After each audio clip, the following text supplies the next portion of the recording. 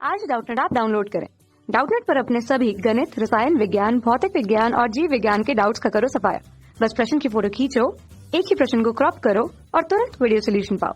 अभी डाउनलोड करें। Hello students, हमें यहाँ प्रश्न दे रखा कि रैखिक द्विविध प्रकाश से क्या तात्पर्य है और एक आरेख की सहायता से संक्षेप में वर्णन कीजिए कि सूर्य का प्रकाश कैसे ध्रुवित होता है। ठीक है, अब प्रश्न का बी भाग कह रहा है कि किसी पोलैरॉइड पर अध्रुवित प्रकाश आपतित होता है तो इस पोलैरॉइड को घुमाने पर पारगमित प्रकाश की तीव्रता में किस प्रकार, यहाँ प्रकार आएगा, किस प्रकार परिवर्तन होगा, ये हमें बताना है। ठीक है, तो सबसे पहले हम बात करते हैं कि अध्रुवित प्रकाश और ध्रुवित प्रकाश क्या होता है।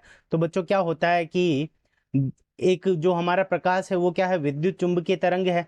ठीक है, तो विद्युत चुंबकीय तरंग है तो तरंग संचरण की दिशा के लंबवत उसके अंदर हर दिशा के अंदर, हर संभव दिशा के अंदर क्या होता है, उसका चुंबकीय और विद्युत क्षेत्र होता है। ठीक है, विद्युत क्षेत्र उससे हर दिशा के अंदर क्या करता है, कंपन करता है। ठीक है बच्चों, तो अगर हर दिशा के अंदर, सभी दिशाओं के अगर कंपन हो, ठीक है, सभी दिशाओं में अगर कंपन हो तो उसको हम क्या कहते हैं, अध्रुवित प्रकाश।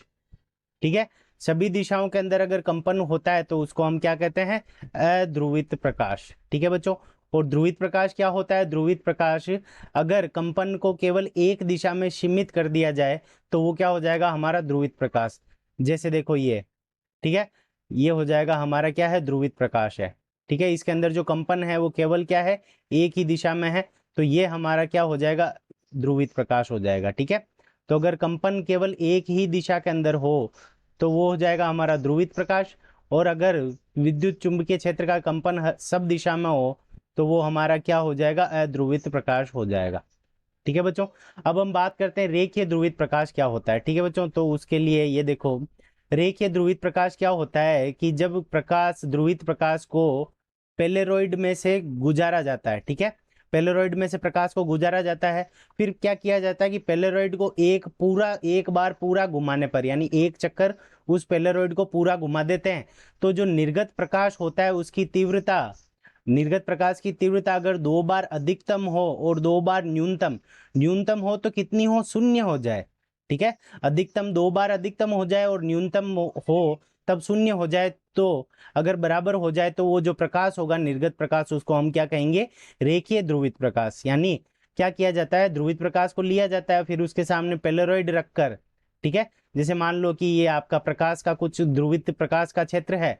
ठीक है, और इससे जो निर्गत प्रकाश है, ठीक है, यहाँ से ये ध्रुवित प्रकाश है और इसके सामने क्या किया जाता है, पेलेरॉइड को इस प्रकार रख दिया जाता है। ठीक है, और पेलेरॉइड को क्या किया जाता है, पूरा एक चक्कर घुमा देते हैं, तो ये जो निर्गत प्रकाश होता है इसकी तीव्रता 2 बार अधिकतम हो जाती है और 2 बार न्यूनतम होती है। ठीक है, और न्यूनतम जब होती है तो 0 के बराबर हो जाए तो उस निर्गत प्रकाश को हम क्या कहेंगे, रेखीय ध्रुवित प्रकाश या रेखिकतः ध्रुवित प्रकाश। ठीक है, और इसको समतल ध्रुवित प्रकाश के नाम से भी जाना जाता है। ठीक है, अब हम बात करते हैं कि एक आरेख से की सहायता से वर्णन कीजिए कि सूर्य का प्रकाश कैसे ध्रुवित होता है। ठीक है, तो देखो बच्चों क्या होता है कि सूर्य का प्रकाश जब पृथ्वी के वायुमंडल के अंदर प्रवेश करता है, ठीक है, तो सूर्य का जो प्रकाश होता है वो हमारा क्या होता है, अध्रुवित प्रकाश होता है। तो देखो बच्चों, इसके कंपन क्या है, सभी दिशाओं में। ठीक है, अब ये अध्रुवित प्रकाश जब ये हमारे हवा के अंदर क्या होते हैं, कण होते हैं, धूल के कण, मिट्टी के कण, ठीक है, जल वाष्प के कण होते हैं, तो जब प्रकाश इसके ऊपर आपतित होता है तो ये क्या कर देता है, ये कणों को क्या कर देता है, आवेशित कर देता है। क्या कर देता है, आवेशित कर देता है, क्योंकि प्रकाश के अंदर ऊर्जा होती है। ठीक है, तो कणों के अंदर जो इलेक्ट्रॉन होते हैं, ठीक है, इलेक्ट्रॉन होते हैं वो क्या करते हैं, प्रकाश उत्सर्जित करते हैं। ठीक है, कणों के अंदर जो इलेक्ट्रॉन होते हैं वो क्या करते हैं, प्रकाश उत्सर्जित करते हैं, और वो प्रकाश क्या करते हैं, सभी दिशाओं में उत्सर्जित करते हैं। ठीक है, वो जब इलेक्ट्रॉन प्रकाश उत्सर्जन करते हैं तो सभी दिशाओं में प्रकाश का उत्सर्जन करते हैं। तो जिस दिशा में प्रकाश चल रहा है उस दिशा के अगर लंबवत अगर हम देखें तो वहां पे हमें को किस प्रकार का प्रकाश प्राप्त होता है, रेखीय ध्रुवित प्रकाश या समतल ध्रुवित प्रकाश। ठीक है, तो देख लो यहाँ पे ये कण है, इसके प्रकाश के तरंग की संचरण की दिशा ये है, तो इस दिशा के लंबवत अगर हम देखें तो हमें जो प्रकाश दिखता है वो ध्रुवित प्रकाश दिखता है। जैसे ये लंबवत दिशा होगी और दूसरी ये लंबवत दिशा होगी, तो इन दोनों दिशाओं के अंदर हमें क्या दिखता है, रेखीय ध्रुवित प्रकाश दिखाई देता है। और अगर अन्य किसी कोण पर देखते हैं तो हमें कौन सा दिखता है, आंशिक ध्रुवित प्रकाश दिखता है, यानी जो पूर्णतया रेखिक ध्रुवित प्रकाश नहीं है।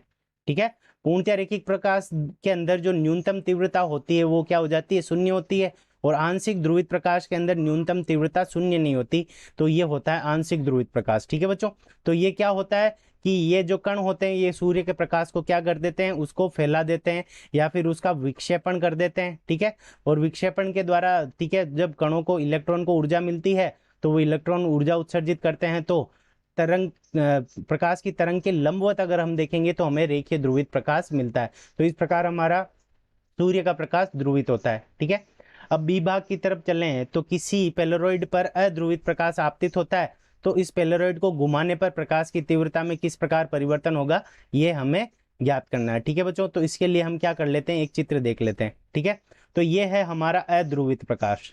ठीक है, क्योंकि इसके जो कंपन है, ठीक है, विद्युत क्षेत्र के जो कंपन हैं वो क्या है, सभी दिशाओं के अंदर है। ठीक है, अब इसको क्या किया जाता है, एक पेलेरॉइड से घुमाया जाता है। किससे घुमाया जाता है, पेलेरॉइड से इसको घुमाया जाता है।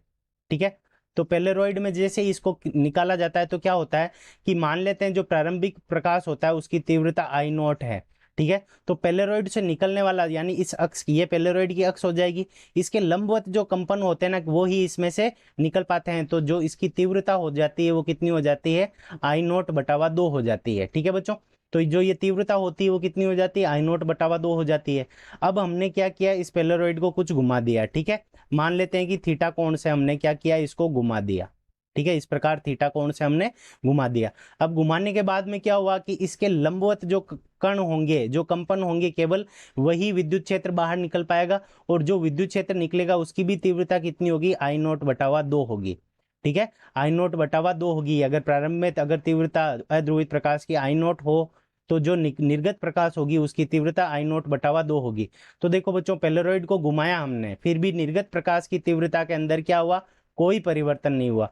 तो पेलेरॉइड को घुमाने पर निर्गत प्रकाश की तीव्रता में कोई परिवर्तन नहीं होता।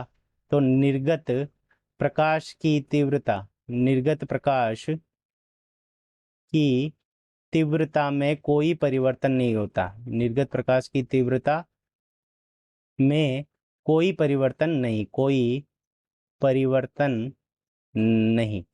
ठीक है, यानी इस प्रकार हमने तीनों भागों को, प्रश्न के तीनों भागों को हमने समझा, कोई परिवर्तन नहीं होता। ठीक है, तो इस प्रकार पेलेरॉइड को घुमाने पर निर्गत प्रकाश की तीव्रता में कोई परिवर्तन नहीं होता। तो हम, ठीक है, तो हमने रेखीय ध्रुवित प्रकाश को समझा, सूर्य का प्रकाश कैसे ध्रुवित होता है। ठीक है, और फिर हमने अध्रुवित प्रकाश को पेलेरॉइड में घुमाने पर तीव्रता के बारे में समझा। Thank you. कक्षा 6 से 12वीं से लेकर नीट, IIT, JEE वो एडवांस के लेवल तक 1 करोड़ से ज्यादा छात्रों का भरोसा। आज ही डाउनलोड करें डाउटनेट ऐप या व्हाट्सएप करें अपने सारे डाउट्स 8400 400 400 पर।